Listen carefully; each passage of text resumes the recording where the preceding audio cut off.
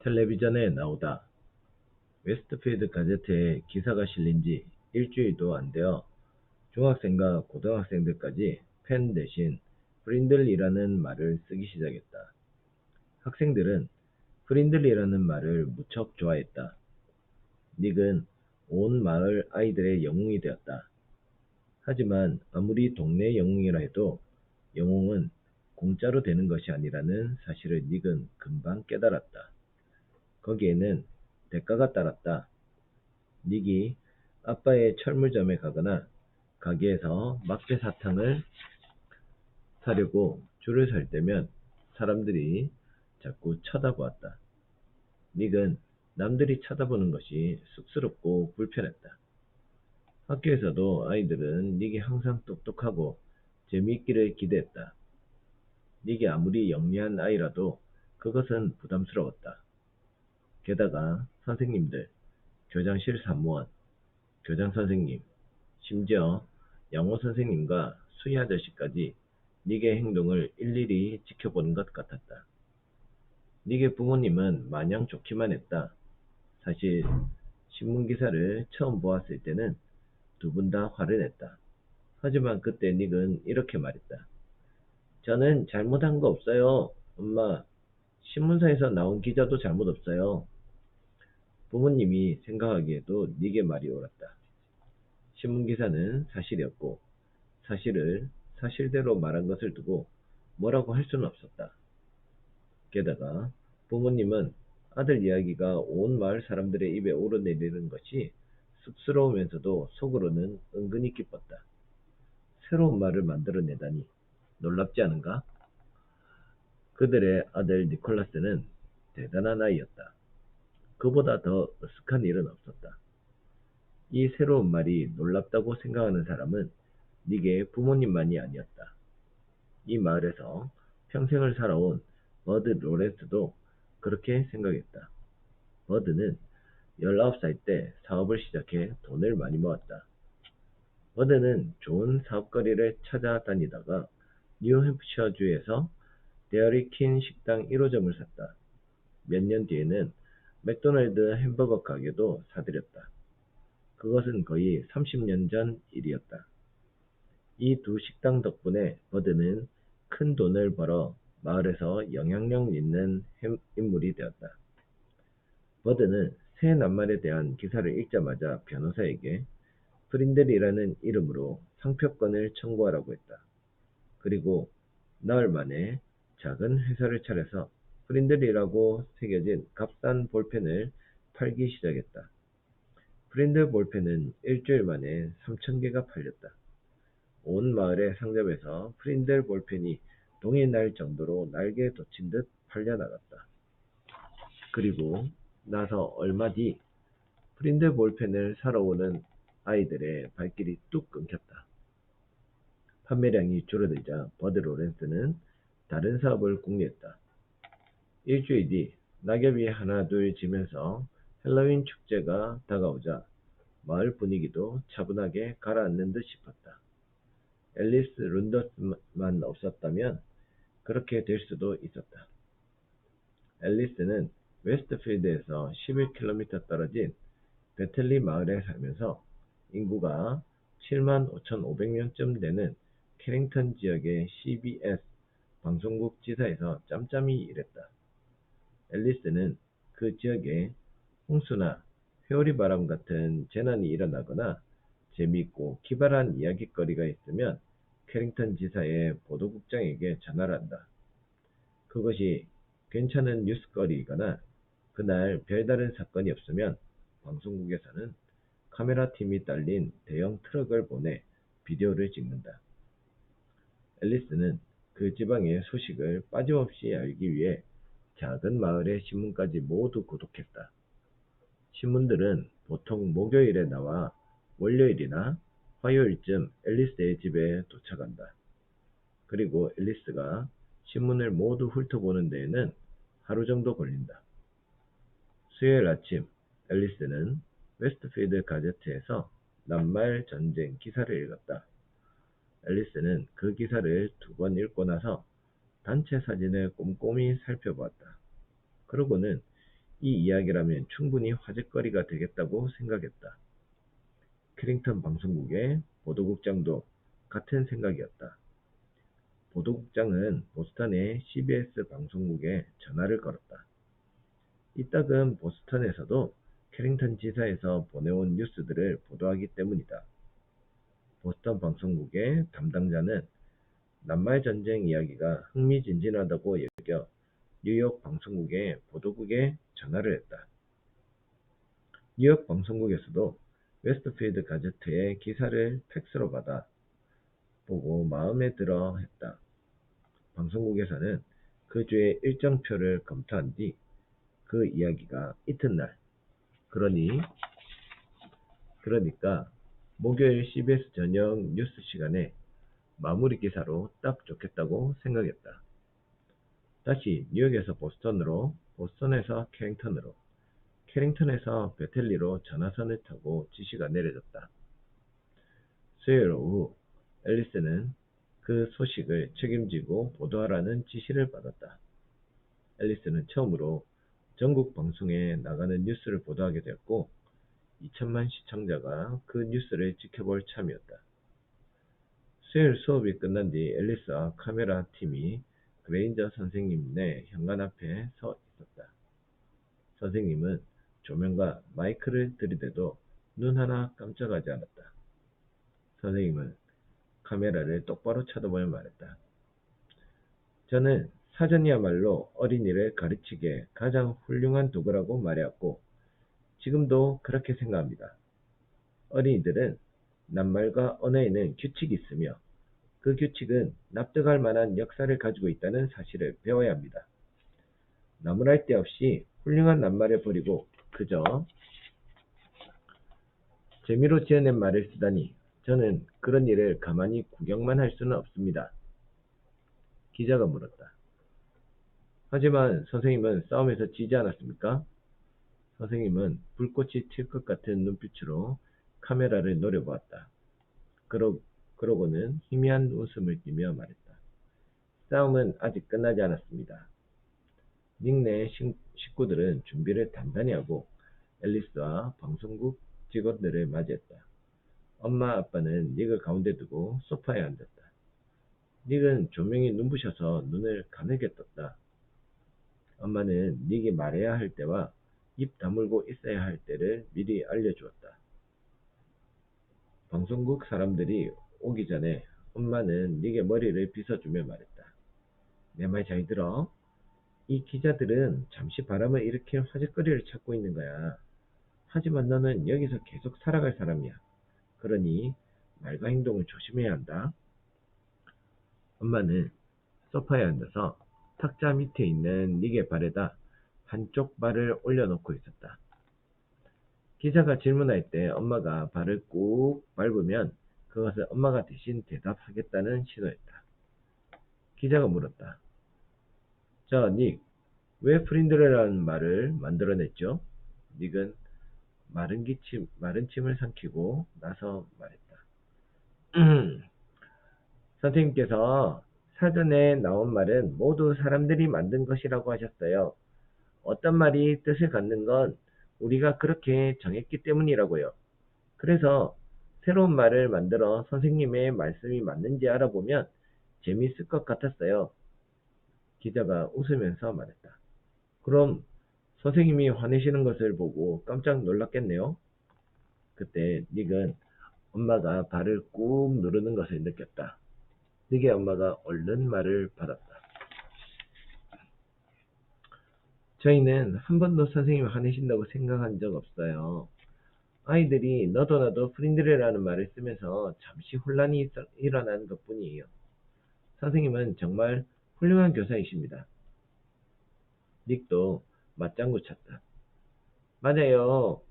선생님이 아니었다면 지금처럼 낱말에 대해 많이 배우지 못했을 거예요. 그럼 닉 앨런 학생은 앞으로 새 낱말을 어떻게 할 건가요? 앨리스는 마무리할 질문을 던졌다. 닉과 닉의 부모가 말썽을 일으킬 만한 말은 절대로 하지 않으리란 것을 눈치챘던 것이다. 그래서 가볍고 유쾌하게 인터뷰를 이끌어갔다. 닉이 말했다. 재미있는 건요. 프린들이라는 말을 제가 만들긴 했지만 이제는 제 것이 아니란 사실이에요. 프린들은 이제 모든 사람들의 말이니까요. 그것이 어떻게 될지도 모두 함께 생각해 볼 문제인 것 같아요. 앨리스는 걱정스러운 표정을 짓고 있는 교장 선생님과 싱글벙글 웃고 있는 프린들 공식 제조업체 사장 버드 로렌스와도 짧게 인터뷰를 했다.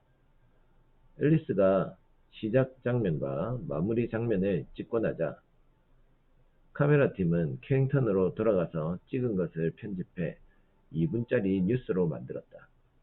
다음날 CBS 저녁 뉴스 시간, 전쟁 소식과 기름 가격과 세계 식량 문제 같은 심각한 뉴스들이 끝난 다음 앵커맨이 카메라를 향해 웃으면서 말했다. 퀴즈! 라는 말은 1791년 더블린의 극장 지배인이 달리라는 사람이 만들었다고 합니다. 달리는 새로운 말을 만들기로 내기하고는 온 마을의 벽과 건물에 분필로 퀴즈라고 써놓았습니다. 이튿날 아침 사람들은 그 말이 무슨 뜻인지 궁금해했고 일주일도 안 되어 온 나라 사람들이 궁금해하게 되었습니다. 그렇게 해서 퀴즈라는 새 낱말이 태어난 것입니다. 이처럼 한 사람이 특별한 이유 없이 만들어서 널리 사용하게 된 말은 퀴즈밖에 없었습니다. 지금까지는 말입니다.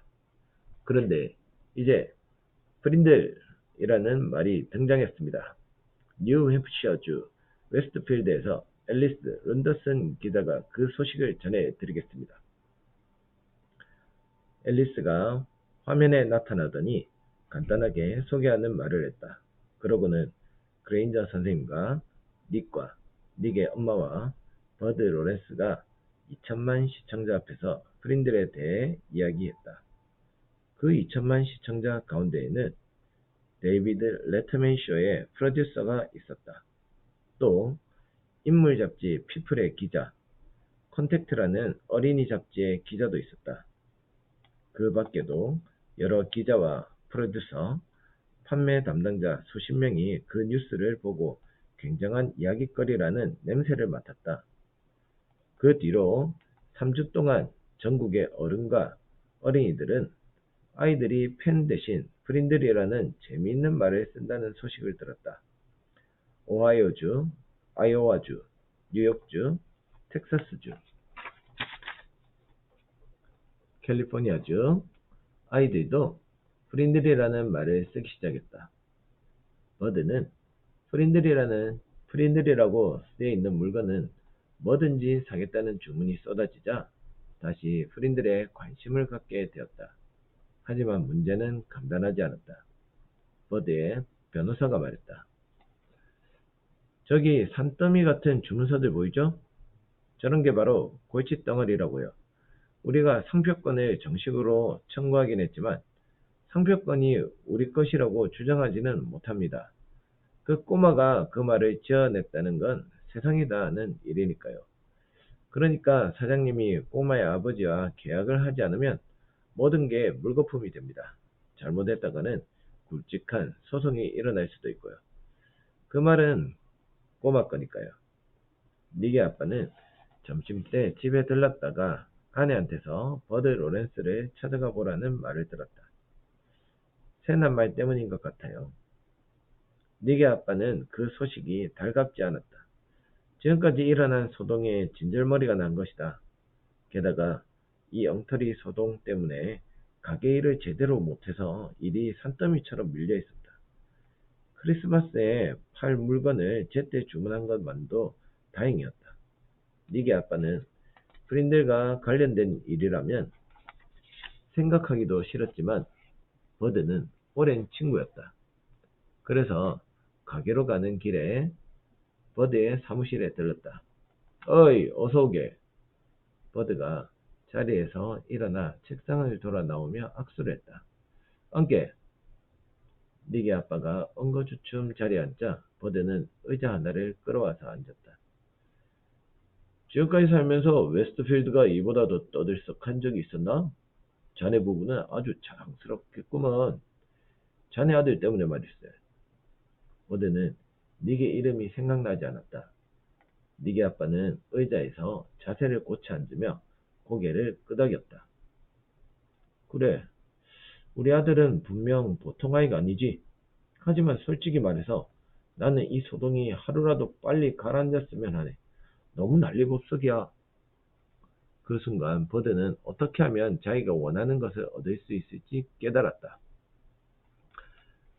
그래, 하지만 쉽게 잠잠해지지는 않을 걸세. 뭔가 대단한 일이 시작될 것 같은 조짐이 보여. 사람들도 흥미롭게 지켜보고 있고, 혹시 프린들이라고 쓰여 있는 빨간 볼펜을 보지 못했나? 내가 시험 삼아 만들어 본 걸세. 하지만 프린들은 자네 아들 걸세. 몇 주 전에 변호사를 시켜 프린들이라는 이름으로 상표권을 신청했다네.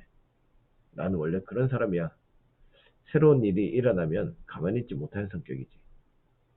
버드가 니게 아빠를 보고 씩 웃자 니게 아빠도 마지못해 따라 웃었다. 지금 매사추세츠와 시카고, 로스앤젤레스에 티셔츠 인쇄기를 들여놓았네. 펜, 아니 프린들 그림 위에 프린들이라고 쓰여있는 티셔츠를 만들려고 말이야. 지금까지 인쇄기 한 대당 2,000장도 넘는 티셔츠를 주문받았어. 티셔츠 한 장에 2달러, 아니 3달러 정도 이익이 남지. 그뿐 아니라 홍콩과 일본에서 볼펜과 연필을 만드는 대기업과 엄청난 돈이 걸린 협상을 하고 있다네. 그들은 텔레비전이나 잡지에서 프린트 사건을 보고는 상표권을 사서 새로운 어린이용 프린트 상품들을 만들겠다고 나섰어. 농담이 아니야. 이건 아주 기막힌 사업이라고. 버드의 짐작대로 니게 아빠는 생각만 해도 골치가 아파서 몸을 움츠렸다. 정말 너무 난리법석이었다. 툭 터놓고 이야기하겠네. 자네는 자네 아들의 보호자로서 이 모든 일을 올바르게 처리해야 하네. 나는 이 사업들이 어떻게 될지 무척 궁금해. 위험을 무릅쓰고 돈을 투자하고 앞으로 어떻게 돼 가는지 지켜볼 작정이야. 하지만 그러자면 일단 자네 허락부터 받아야 하거든. 자네는 상표권 서류에다 서명을 하고 상표권을 허락하는 문제로 나와 협상을 해야 돼. 낱말 하나를 두고 너무 난리법석을 피우는 것 같지만 아무 일도 하지 않는다면 거기서 뭐가 나올지 어떻게 알겠나? 버드는 책상 위에 있는 서류들을 가리켰다. 저게 계약서네. 정직하고 공정하게 만든 거야. 저작권료로 이익의 30%를 자네 아들에게 주겠네. 그 정도면 상당히 후한 편일세. 자, 자네가 보기에는 어떤가? 그럴듯한가? 골치 아픈 일은 내가 다 알아서 할 테니 이 사업이 과연 잘 될지 시험해 볼 기회를 나한테 주게나. 책상에는 서류와 펜이 놓여 있었다. 니게 아빠는 버드를 한번 쳐다보고는 펜을 들어 상표권 서류 2부와 계약서 3부에 서명했다. 내가 어떻게 자네를 의심하겠나. 게다가 난 이런 일에는 상관하고 싶지 않네. 이제 다 끝났나? 니게 아빠가 일어섰다. 아직 아니네. 이거밖에. 버드는 니게 아빠에게 2250달러짜리 수표를 주었다. 이게 웬 돈인가? 버드가 웃으면서 설명했다. 계약 전 3주 동안 프린들 볼펜을 판매한 돈 가운데서 니게 몫이네. 니게 아빠는 수표를 보고 말했다. 이거 굉장한걸? 니걸 대학에 보낼 때 큰 도움이 되겠어. 하지만 이 일은 우리끼리만 알고 있어야 하네. 니게 알면 잔디 깎는 일도 안 하고 저축이라곤 한 푼도 안 할 걸세. 그러니 우리끼리만 알고 있자고. 알겠나? 다 이해하네. 우리끼리만 알고 있기로 하세. 두 사람은 악수를 하고 헤어졌다. 니게 아빠는 버디의 사무실에 나와 길 건너 은행으로 갔다. 그리고 닉 앞으로 신탁 계좌를 만들었다. 그러자 은행 담당자는 버드와 상의해서 앞으로 들어오는 돈은 자동으로 그 계좌에 넣어주겠다고 했다. 니게 아빠는 잘 됐다고 생각했다. 앞으로는 이 문제에 대해서 두 번 다시 신경 쓰지 않게 된다면 그것으로 만족했다. 니게 아빠는 과연 이곳이 예전처럼 조용한 작은 마을로 돌아갈 수 있을까 생각하면서 천천히 가게로 걸어갔다.